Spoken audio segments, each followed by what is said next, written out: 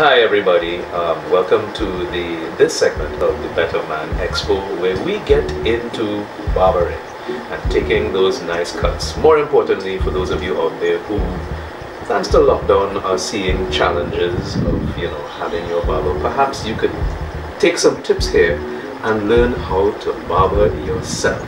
So I have with me Mikey Almendis of Awesome Cuts, aka Suave. So make sure and check out Suave at Awesome Cuts. He is going to be helping us along this journey.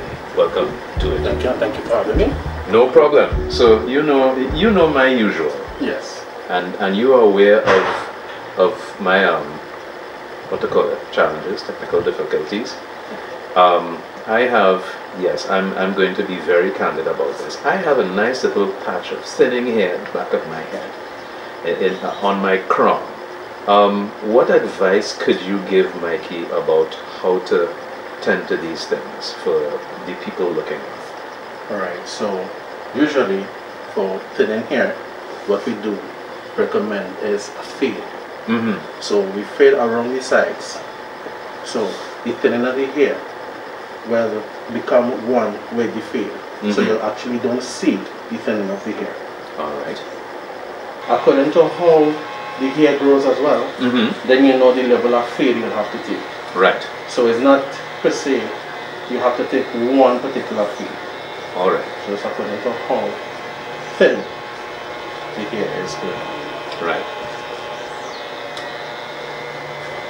And of course, if it's a balding situation, is it always recommended that you get a clean shave?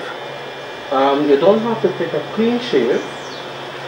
There's a fade called skin fade, which you do it from the skin into the growth of the hair. Right. So it does not look like you're balding.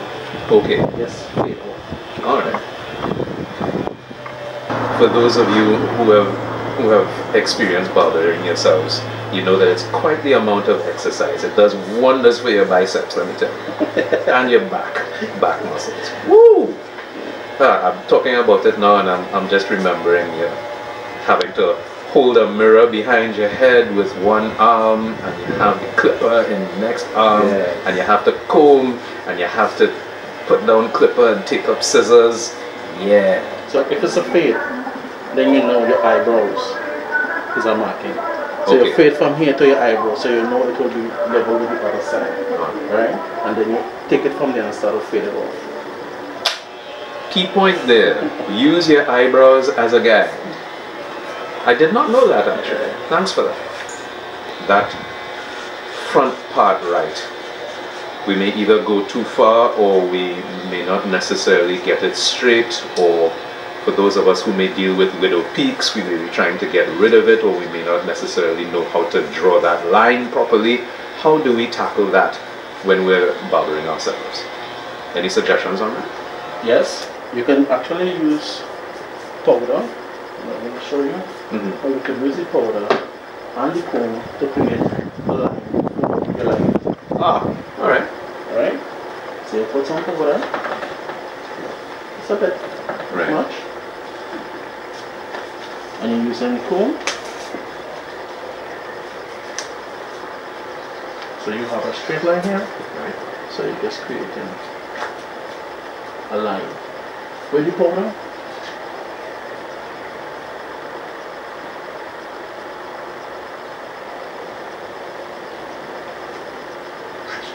And then you will see where's something in the middle where you should start from. Alright. So I'm going to just demonstrate. Really line up.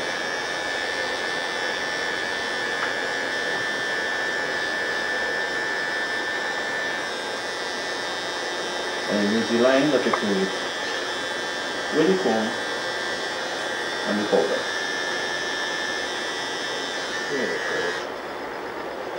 If perhaps your client is a little stubborn, or perhaps in denial about their thinning state, how do you broach that? How do you negotiate that as a barber?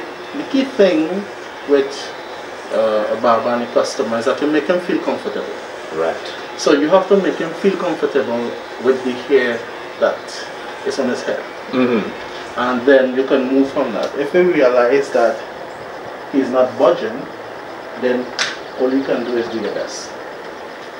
See, barbering is not about just a haircut. You know, it's also relationship. As I say, you have to know your client. You have to know, you have to feel the client. If it's a first-time client, you listen to what he says. Right. And then you will know exactly what to do and what to suggest and what not to suggest. It's all about relationship and how you make the customer feel. Because fellas, we all know how important a barbershop is. It is. It's a man's country club. You hear that? It doesn't matter what station in life you are, what your income bracket is. Barbershop is man's country club. Alright. We'll stick up to that. We're definitely going to continue to talk about that in a bit. Fat face, you actually do a square look. Okay. So then it will look more fat than it already is. Right. You know? Because round make things go a little bigger. Yeah. So then you change it according to the structure of the face as well. Alright. So fellas, be honest with the shape of your face. Please do. Client privilege, if you will, where they may have a full face of hair like I do, but they may probably want that Teddy Riley 90s very thin chin strap kind of thing. What are your thoughts on that? How do you negotiate that? My best suggestion to that is tell the customer to Google the type of line they want. So there are different type of line. You have, as I said, the round, you have the square. So whatever you decide you want to try, you bring it. Right. And that makes it much easier. Right. But from experience, sometimes the charts does not work. So it just have like about 20 or 25 pictures. We need to see, we need to look and revise and review and then pick one. And that's the best remedy for that. At the end, you know, you choose exactly what you want to do with your beard. Beard has become such a big thing now. There's so many ways. There's short fade, long fade.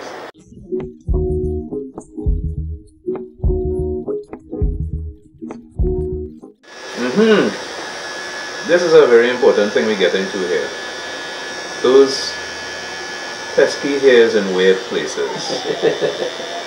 That is definitely something that we need to talk about. Yes. See, and I will say it's culture. It's not really actually in our culture as men in Trinidad to have proper grooming. And when I say proper grooming, I mean eyebrows, the hair that goes from your ears and your nose. You're not accustomed to that.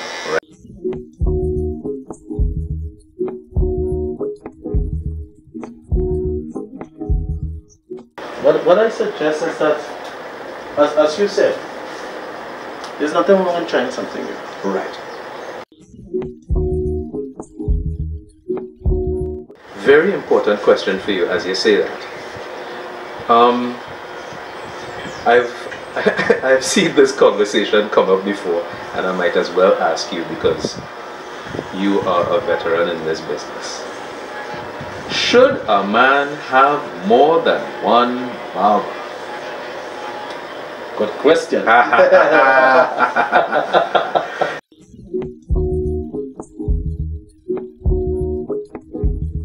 You wouldn't want your customers to go anywhere else, and that's the truth. Because you see, once you care about your job and what you do, you will care about the customer.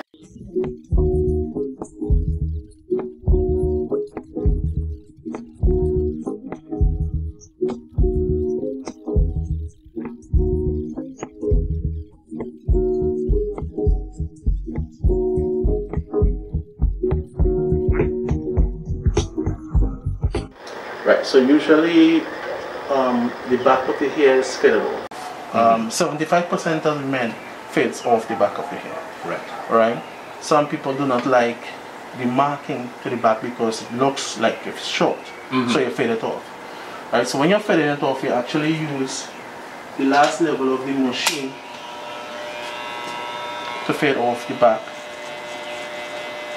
To not to bald, but to the very low level. And you create a line. Where should that line end? Great. So, as I say, it all depends on the customer's size and shape of the head. You know, because some people have long necks, short necks, right? So, with you, I'm going to use the back of your ears.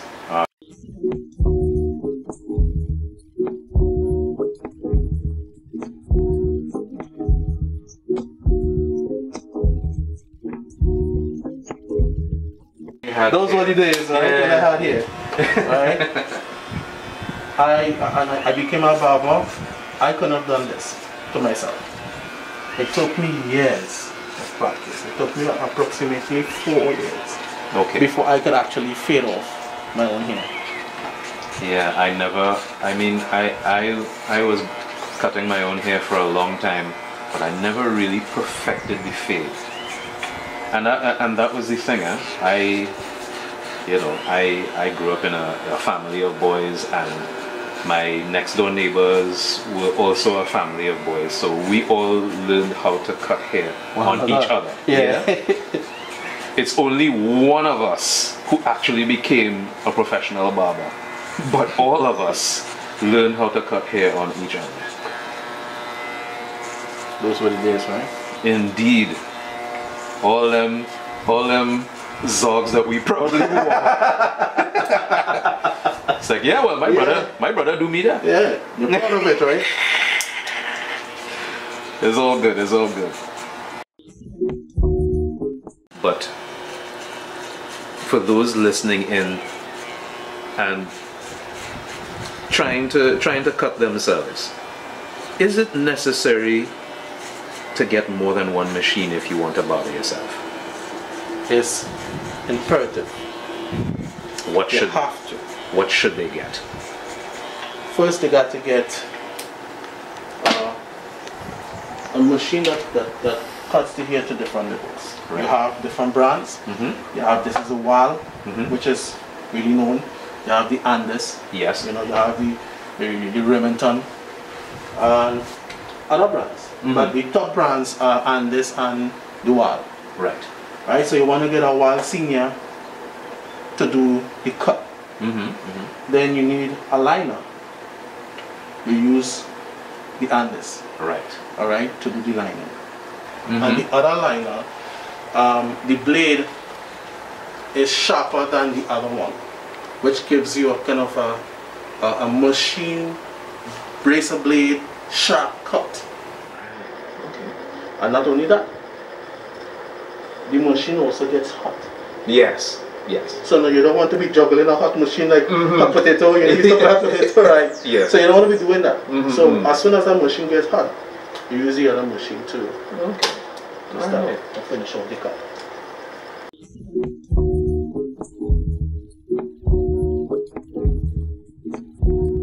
You could have a rough day, and you come at the barber shop, and you know your hair are talking, speaking, laughing, and you get yourself involved. And by the time you finish your cut and you go home, you're back to yourself.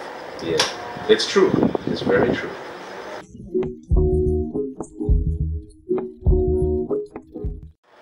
Well, that's the beauty of it. That's the beauty of it, because if it is that you have something that okay, but I knew so much, right? And somebody, you know, just decide to make a laugh out of it. Eventually, you will make a laugh out of it, and it won't bother you as much. You know. I still feel though, but from what I've seen from my barbershop experience, you know, that there will be varying perspectives. So yeah, somebody might be a clown about your situation, but there will also be other fellas who will offer their viewpoints that could, you know, at least get people thinking that, you know, there are different ways that you could handle something as well. Yeah. But for those men who are kind of sensitive, I suggest you don't say anything at the barbershop, please. Really, it's either you keep it to yourself, or when you're in the chair, just speak to your barber. You know, so he will give you his pointers one-on-one, instead of, you know, you have to go and, you know, you get vexed. Yeah. Quarrel with this one. I said, why you all say that? Yeah.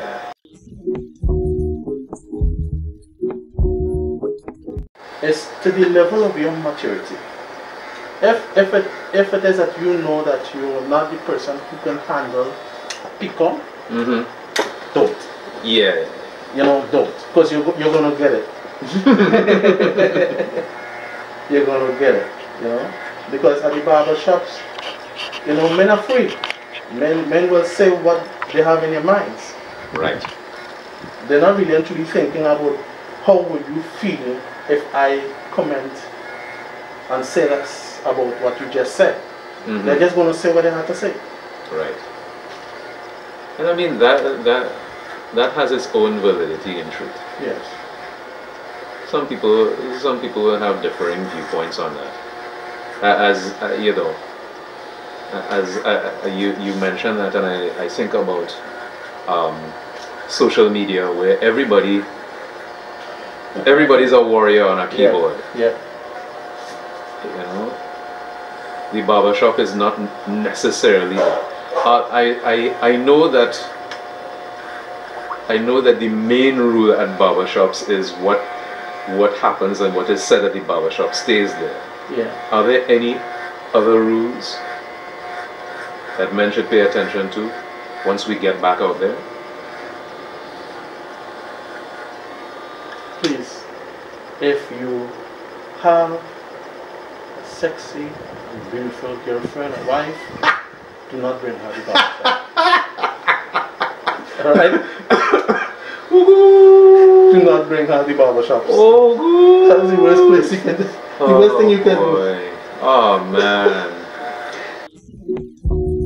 No, what I'm saying is, if it is that you come in to the barbershop and you know your girl wants to be there, you just have to know how to take a peek on it.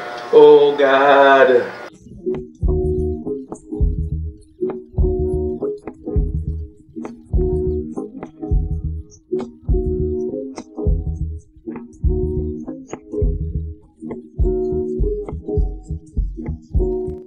To be honest, there's no amount of money could replace that. When you give somebody back their confidences, it's beautiful. And true. It's beautiful. Yeah. I remember a time when this guy, he was going to get an interview and he was worried about it. I said, listen, by the time you finish what you do, every single answer that you will get is yes. So we just call it the yes cut. The yes cut. The yes cut. And we went to the interview the following day. And he come in the barbershop the next day, he said, Michael, I get you, boy. I get the job. I said, you see what I tell you? Money is not everything. As a barber, money is not everything. It's what you give to people. And I think that's something men in particular need to remember, because especially in this time, we could tend to be stressing ourselves out a little bit more than usual about money. And sometimes I think now more than ever during this time, we need to be reminded that as important as a steady flow of income is, there are other important things.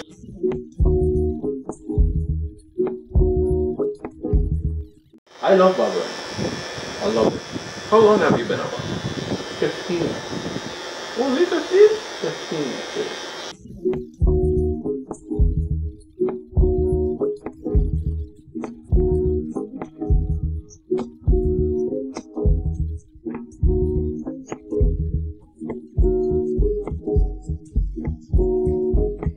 I believe that once you are in a different mood, to come back to that mood, you have to win a place. Yeah. My place is what?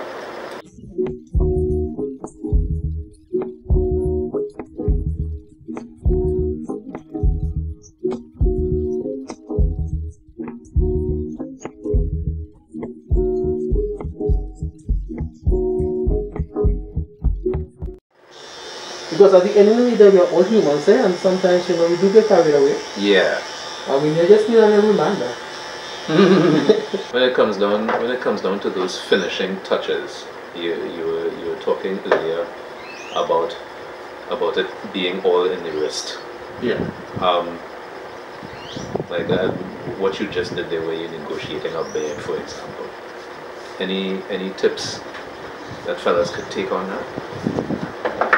Because sometimes those finishing touches could be very tricky.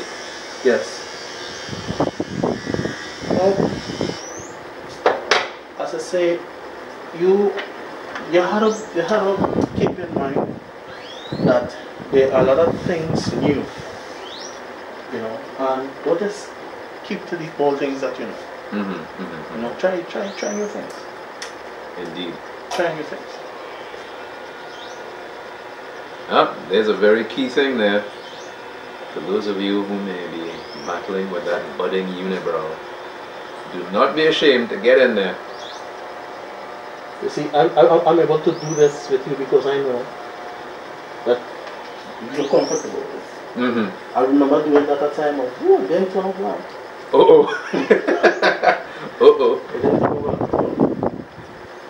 How do you cope with making mistakes? Well, you had to admit to mistakes. You know, be humble about it. And once you're humble about it, 75% of the time people understand. And not just leaving the mistake, but fix it as well. Because, as I say, you're only human. What are you going to do? Even your barbers make mistakes. But they cover it up very nicely. Yeah. Especially if you experience. Right. What was perhaps, let's talk about experience, what was perhaps a very memorable mistake that you might have made as a young barber starting out 15 years ago? Oh. Wow. You want to put me in the spot like that, right? I have to ask. Alright. These are things that men must know how to deal with. I did somebody in the middle of the hair. What happened is that they were moving, right? And with the machine, you have different combs. And while I was using the machine with the comb, they moved and the comb fell off, right? And it's organized in the middle. All right. I've done that. But I've definitely done that. What I did is I fade it off. Okay.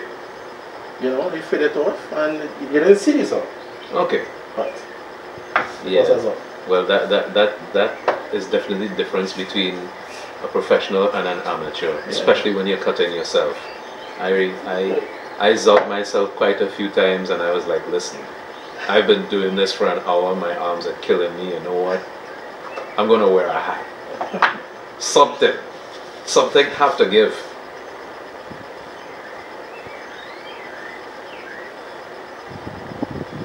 Very important, gentlemen. Aftercare. Tell them a little bit about that, because I mean, again, when I started cutting myself, I wasn't thinking at all, even though I'd been to the barber so many times, I wasn't thinking about the importance of putting powder or putting alcohol or cleaning pores and that kind of thing. How important is that when you're taking care of yourself? It's very, very important. You see, as I say, it's not a culture here in Trinidad to put, like, men put grease in their hair and stuff like that. And what it causes is dry scalp, dandruff. And to me, it's better to have your hair, you know, moisturized than you have flakes, You come to a barber shop and you know the whole cape is flaky, the whole face is flaky, I've done that. you know, and people watching you in this kind of way like, wow, he's nasty. You know, but it's not nasty. She said, don't take care of yourself, but it's very important. You know, like what I did just there, I moisturized your beard, and I can't do that with anyone because they might think, why are you touching up my face like that? You know, but it's all part of grooming, and it's so necessary. You mentioned those fellows who would come into the barber shop and you know they will be dealing with dry scalp and dandruff and that kind of thing. Are there any rules as to how a client should show up to a barber shop? What are they? One, have no grease in your hair while you're going to trim because the clippers doesn't handle it properly. Don't cut properly. Two, we don't cut dirty hair. If we start and we then realize and it's dirty, then you'll have to pay an additional price to that. Because what happens is that you need to sanitize the machines properly from every cut. And if it is that you have dandruff or you have dry scalp, another customer will not feel comfortable to have that same clippers touch their head or their face. Right. So now you have to spend extra time and use extra equipment to have that sanitized properly. So then you know it incurs an extra charge. Yes. Got it. So now you mentioned earlier the difference between grease and moisturizer. Yes, so the difference between the moisturizer and the grease. Grease is really for more of a wave cut. Where you want to see the waves. So you use the grease because it's thicker than the actual moisturizer. Right? So you don't use grease every day. You will use the grease like, you know, you're going to work and stuff like that. Or you're going out. The moisturizer, however, is something that you will be able to use every day according to how your hair dries up. You know, because there's plenty of things that can make your hair dry. AC is one. You know, too much sun is one. You know, and not drinking enough water. You know, does that to you as well. But the moisturizer helps with all that. So you see that, gentlemen? Diet plays a role. How active you are plays a role. Where you work and where you spend the majority of your time plays a role. And all of these are things that we need to consider. But you're in the right place. In the Better Man Expo, we're going to be touching on so many different elements with that. And you can get to talk to so many people, ask them questions, take some advice. Take the opportunity to involve yourself, dive headfirst into what we have to offer at the Better Man Expo. Yes. You're very much welcome. Thank you so much for being a part of this. I believe that there's a whole lot that you could learn from this session. Don't try to compete with him. Remind them where they can find you. Yes, so you can find us in Belmont Circular Road, right before the supermarket. The only supermarket in Belmont. Yes. Awesome Cuts. Don't forget that. Awesome Cuts. So make sure and get your stuff fixed up like this and even better. Don't compete with me. Thanks for joining us on this workshop, ladies and gentlemen. Stay tuned, more to come right here at the Better Man Expo.